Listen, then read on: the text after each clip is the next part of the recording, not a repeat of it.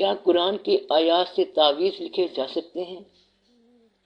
نہیں، قرآن پاک کو تعویذ بنانے سے بچو۔ تعویذ بنانا، عملیات کے لیے استعمال کرنا، رمل کے لیے استعمال کرنا اثر تو ضرور ہوگا، لیکن اس بات کے لیے آپ قرآن کو یوز نہ کرو۔ تعویذ دینے والے جو ہیں وہ تعویذ دیتے ہیں، تاثیر ہوتی ہے، لیکن آپ جو اللہ تعالیٰ کو ماننے والے ہو، آپ ان باتوں سے تھوڑا سا گریز کرو۔ اعداد جو ہوتے ہیں یہ اعداد ٹھیک ہیں، ایک جگہ ہے 40 لیل یعنی 40 راتیں، تمام اسما کا تمام اعداد کا ذکر ہے کہ اول ایک خدا، 2 کا مقام، 3 کا مقام، 4 کا مقام، 5 کا مقام، تو یہ ذکر آتا ہے، یہ ذکر ایک رات آتا ہے، اور یہ کہ ایک رات 1000 مہینوں سے بہتر ہے۔ اعداد میں راز ہے کہ 9 انسان ہوں تو اور بات بنتی ہے، 11 انسان ہوں تو اور بات بنتی ہے۔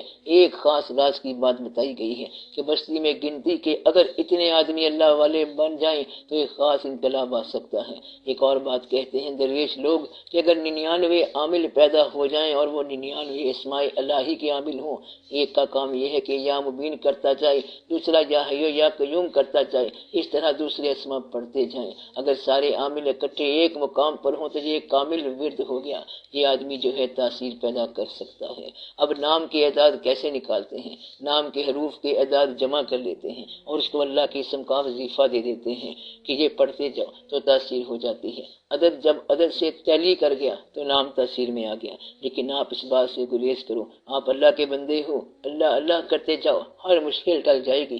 دنیا میں بچے پیدا ہونے ہیں، آدھے مرد اور آدھی عورتیں۔ جس کو پیر صاحب نے بیٹا دیا وہ سکولوں میں جا کے دیکھے کہ کتنے بیٹے ہوتے ہیں، اور کارپوریشن میں جا کے پتہ کرے کہ روز کتنے بیٹے پیدا ہوتے ہیں۔ وہاں نہ کوئی پیر ہے اور نہ مرید ہے، بیٹے ہی بیٹے ہیں۔ بیٹے بھی پیدا ہو گئے، بیٹیاں بھی پیدا ہو گئیں، لمبی چوڑی کوئی کہانی نہیں ہے۔ اگر آپ غریب ہیں اور وظیفہ کرتے جا رہے ہیں، غریب ہیں تو آپ سے زیادہ غریب لوگ بھی ہیں، یہ اور کہانی ہے۔ بس اپنے رجوع کو ٹھیک کرو، حالات کو ٹھیک کرنے کی بات نہیں، حالات تو ٹھیک ہو جائیں گے۔ محنت کے ساتھ چلتے جاؤ، گزارا کرتے جاؤ۔ یہ ایسی بات ہے کہ ہم داستان عشق مکمل نہ کر سکے، آغاز رہ گیا، کبھی انجام رہ گیا، کبھی تنخواہ کم رہ جاتی ہے، کبھی خرچ بڑھ جاتا ہے۔ غریب آدمی کی زندگی کیسے پوری ہو؟ غریب کی بات سن لو، وہ ترقی کے بعد بھی غریب ہوتا ہے۔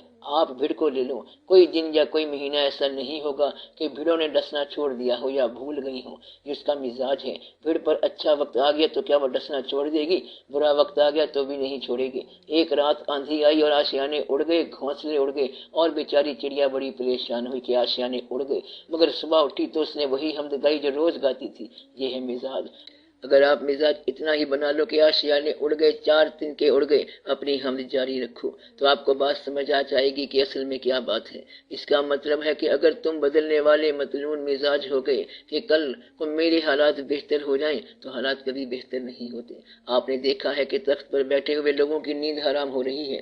آج کل تو دیکھ رہے ہو کہ لوگوں کے پاس بادشاہت ہے، پلاٹ الاٹ ہوتے جا رہے ہیں، واقعات بنتے جا رہے ہیں، مگر حالات اور نیندیں خراب ہوتی جا رہی ہیں۔ یعنی کہ سایہ اپنے اصل سے ڈر رہا ہے، اصل سائے سے ڈر رہا ہے۔ راستے میں ایک شجر گرا پڑا ہے اور انا کا سایہ قائم ہے، درخت کٹ گیا اور انا قائم ہے، گر پڑے ہیں اور انا اکڑ قائم ہے۔ مطلب یہ ہوا کہ آج کل آپ پوچھو کسی سے کہ تخت ہے اور نیند کیوں نہیں، ڈرانے والا اندر سے ڈرتا ہے، تو جو ڈرا رہا ہے اصل میں اندر سے وہ ڈر رہا ہے۔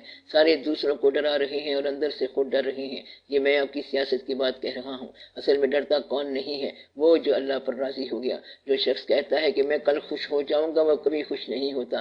مطلب یہ کہ حالات بہتر کرنے والا قید خانے سے نکل کر پرائم منسٹر بن گیا، اور انڈسٹری سے نکل کر چیف منسٹر بن گیا، اور فلاں جگہ سے نکل کر فلاں جگہ پہنچ گیا۔ سکون آیا؟ سکون پہلے دن کا نام ہے اور آخری دن کا نام ہے۔ سکون کس کا نام ہے؟ مزاج کا۔ ہم نے ایسے آدمی دیکھے کہ غریبی میں سکون اور دولت مل گئی تو دولت میں سکون، مہمان آ گئی، ٹین خالی ہے آٹے کا تو سکون ہے، تو سکون نہیں ہے تب بھی سکون۔